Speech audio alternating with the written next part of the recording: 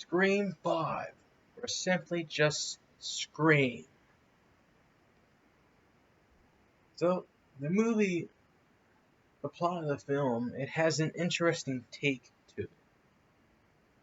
Now, I've been saying in the past 4 films that the Sidney Prescott storyline has gotten tiring. It's not bad, it's just the same over and over again. We got a new story in this one. Instead of the movie focusing on Sidney, focuses on Billy Loomis, the original Ghostface in Scream 1, focuses on his daughter.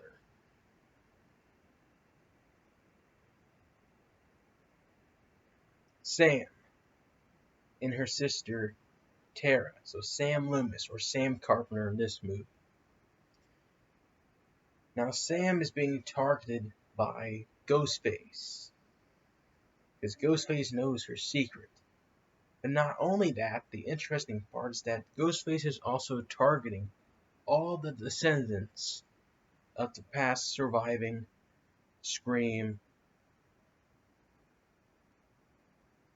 main characters. So all the surviving characters from previous Scream movies, they're being killed, and their descendants are also being targeted.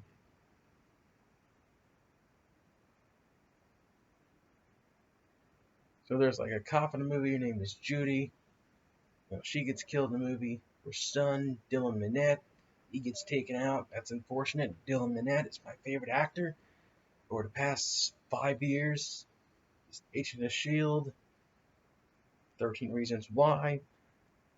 He's in R.L. Stine's The Haunting Hour. He's done some good work and unfortunately gets taken out here.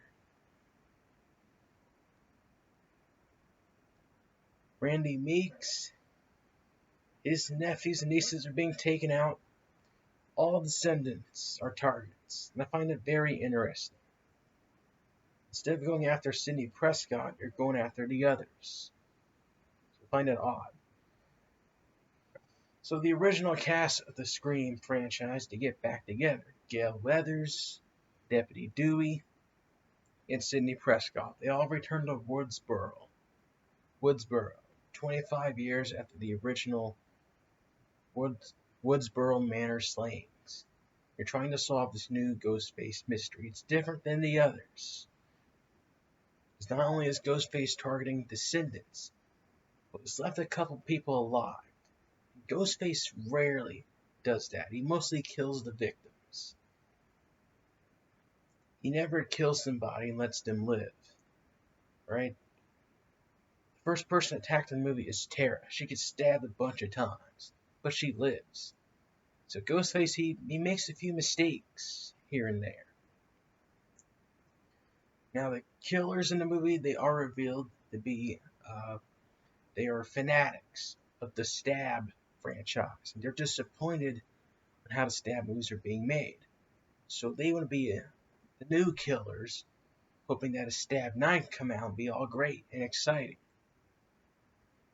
But just like the other movies, those killers meet their demise at the hands of Sidney Prescott, Gale Weathers, and Sam Loomis. Sam Loomis creates a new rule: do not mess with a serial killer's daughter. That is the story. I like the movie. The killings, they're brutal, they're nasty. Maybe I think they go a little bit too far. The main protagonist, Gale Weathers, Sam Loomis, Sidney Prescott, they go too far with the violence. If Gale Weathers shoot one of the female killers, the female killer falls onto a stove and catches on fire and burns to death. That's extreme. I haven't seen that. And she begged for mercy too, and Gale just shot her. I think that's murder. I guess you could argue self-defense, but if one person pulls out of the fight, you might lose that argument. So I better see a court case in one of these movies. Sam Loomis, daughter of Billy Loomis, she kills Richie. He's another killer. I kind of guessed him as the killer, but I was leaning more towards Dylan Minnette. I was wrong, but Richie was one of the killers. And Sam Loomis, she grabbed a knife and stabbed him repeatedly a bunch of times. Almost a little bit too much. Slasher style. So I like the killings, they're brutal, they're nasty, and they needed to be. This is 2022. It's been a while since we had a Scream movie. Guess we have to get back to the swing of things. So the main protagonist thought they went a little bit too far, but I don't mind it. The plot, it's interesting. It's a different take. Instead of focusing on Sydney and her past, we are now looking at the eyes through the serial killer's daughter. The eyes of the villain. That's interesting. We're also targeting descendants of the past Scream crew that have survived. So Dewey, Judy, Gail, focusing on all their descendants, relatives. And they're all coming together. They come up with ideas for Stab 9.